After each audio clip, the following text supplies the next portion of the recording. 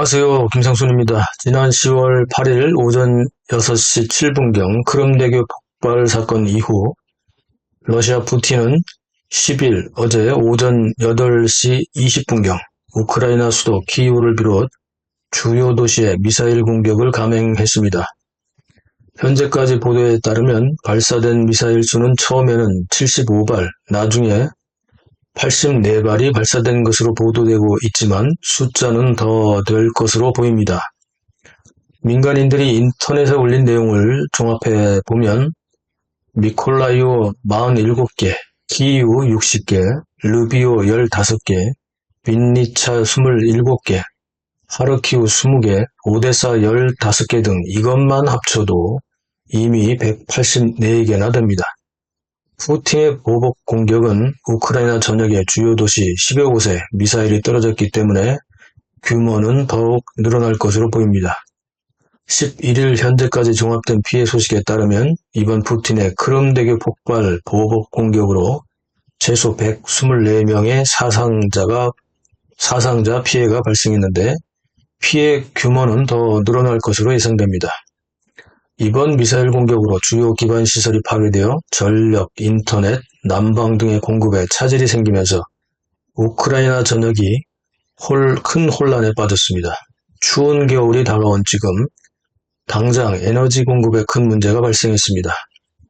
푸틴의 이번 미사일 공격으로 민간 주택과 사무용 빌딩 등 민간인 시설들이 대거 미사일 공격으로 피해를 보면서 민간인들의 피해가 속출하고 있습니다. 푸틴은 이미 우크라이나와의 전쟁 중에 아이들과 여성 및 노인들이 피난을 가기 위해 모여있던 기차역에 미사일 공격을 하는 등 민간인에 대한 학살을 자행했습니다. 또한 포로들을 고문하거나 학살하고 민간인들조차 점령돼서 학살하여 우크라이나군이 재탈환한 뒤에 이들의 만행을 발견하기도 했습니다.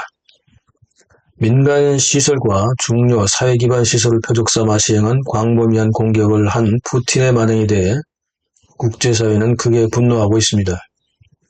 우크라이나도 러시아 영내인 벨로고트, 쿠르스크 그리고 점령지인 도네츠크 등에 포격을 가하면서 반격을 했습니다. 미국과 서방국들은 푸틴의 만행을 성토하며 우크라이나에 추가로 지금보다 더 공격적인 첨단 무기 공급을 약속했습니다. 한편 키이우 기차역 부근의 현대식 고층 건물에 있는 삼성전자의 현지 사무실도 일부 파손되었는데 직접 타격이 된 것은 아니고 주변 150m에 미사일이 터지면서 건물 일부와 유리창 등이 피해를 입었다고 합니다.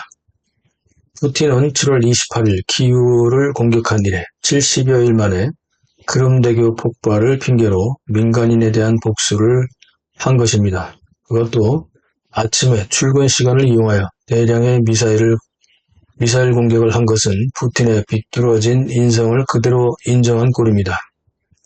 러시아와 우크라이나 양 민족과 국가 간의 해묵은 영토 분쟁과 민족 분쟁은 물론 두 나라와 두 나라의 민족이 해결해야 할 문제입니다. 그 방식에 있어서 전쟁은 최후의 수단이 될 수도 있죠. 그러나 전쟁을 해야 할 경우에도 가장 기본적으로 지켜야 할 인도주의적인 방식은 인류가 존재하는 한 지켜야 하는 불문율입니다. 민간인에 대한 보호와 포로에 대한 존중은 어느 국가도 지켜야 합니다. 그렇지 않습니까? 그렇기 때문에 러시아 우크라이나 전쟁과는 별도로 푸틴은 반드시 제거되어야 하고 반드시 국제전범재판소에 세워서 국제사회에 엄중한 처벌을 해야 합니다.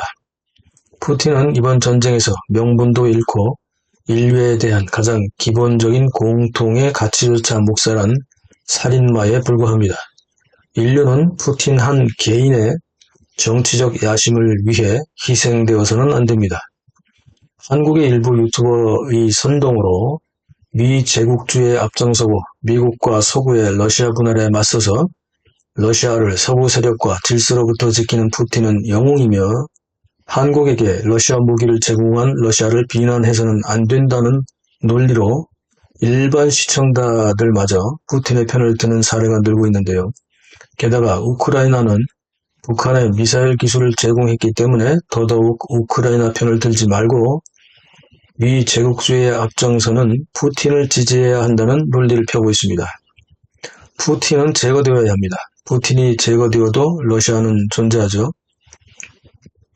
우리는 푸틴 정부가 아니라 러시아 국가 전체와의 한러 관계를 생각해야 하고 좋은 관계를 유지해야 합니다. 그러나 푸틴과 같은 전범들은 국제사회와 함께 규탄하고 특히 민간인들에게 직접적인 피해를 주는 이들은 반드시 처벌해야 합니다.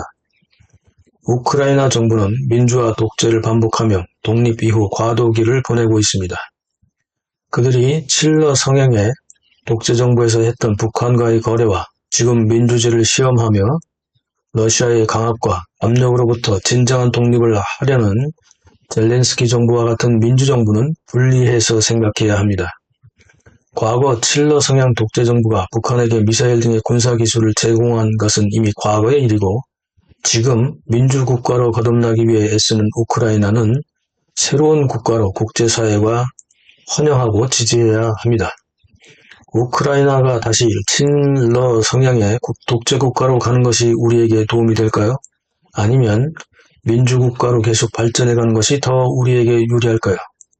국제사회의 큰 흐름을 읽지 않으면 그리고 어떤 것이 우리 국익에 도움이 되는지를 생각하지 않으면 국제관계나 국제정치에 대해 말할 자격이 없습니다. 푸틴을 찬양하는 자들은 정신 차리기 바랍니다. 푸틴은 반대해야 하고 러시아와는 그리고 러시아 국민들과는 친구가 되어야 합니다. 그러기 위해서는 푸틴은 제거되어야 하고 지금 만행을 일삼는 푸틴 정부는 퇴출되어야 합니다. 우리의 역량이 아직은 한계가 있고 특히 북한의 위협이 항시 존재하기 때문에 단지 우리가 직접 러시아 제재에 적극적으로 나설 필요는 없습니다. 그러나 미국과 서방 국가들이 지금 푸틴에 대해 제재하는 것에 적당한 선에서 참여할 필요가 있습니다. 푸틴은 감정조절 실패로 오히려 이번 미사일 보복 공격의 후유증에 시달릴 것입니다. 당장 미국은 우크라이나에게 그동안 제공하지 않았던 첨단 무기들을 자진해서 제공하기 시작했으며 유럽 국가들은 푸틴의 핵전쟁 도발을 막기 위해 더욱 단결할 것이기 때문입니다. 러시아 시민사회와 군부에서도 이제는 푸틴이 러시아 국가 전체의 이익과 러시아 국민 전체의 안위를 보장할 수 없는 지경으로 전쟁을 몰고 가고 있기 때문에 러시아 내부에서의 동요도 푸틴의 정치 생명에 치명적인 부메랑이 되어 푸틴을 더욱 압박하게 될 것입니다. 푸틴은 이제 돌아갈 수 없는 길을 나섰고 돌아갈 다리는 스스로 끊어버린 결과가 되었습니다.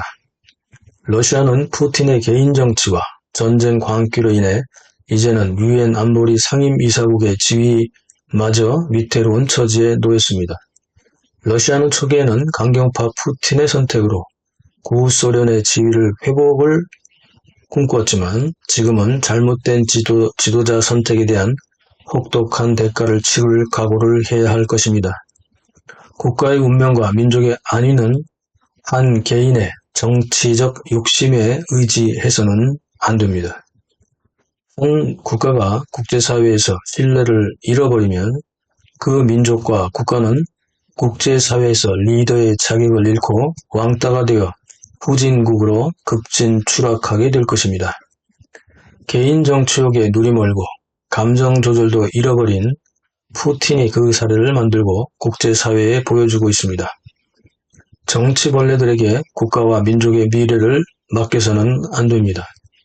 한 국가의 권력은 깨어있는 국민에게 있어야 하고 국제사회에서 신뢰받을 수 있어야 합니다.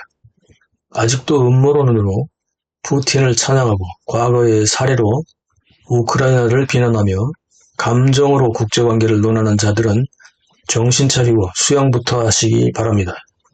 정치벌레들에게 권력을 맡기면 어떻게 되는지 중국, 러시아, 북한, 이란 등의 국가들이 보여주고 있습니다.